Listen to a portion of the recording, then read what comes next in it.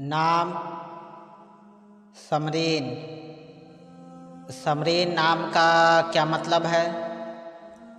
समरीन की ज़ुबान का लफ्ज़ है। समरीन एक इस्लामी बेहतरीन नाम है। समरीन नाम का शुमार लड़कियों के नामों में होता है। समरीन अरबी ज़ुबान का लफ्ज़ है।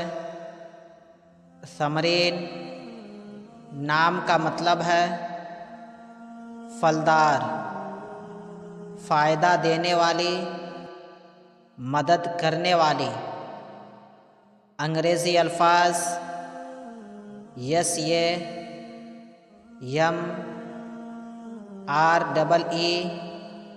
SAMREEN समरीन नाम, समरीन ज़ुबान अरबी, माना फलदार। अदद नंबर 8। अगर आपका नाम समरीन है तो कमेंट्स में अपना पूरा नाम लिखें ताकि आपके लिए अलग से वीडियो बना सकें।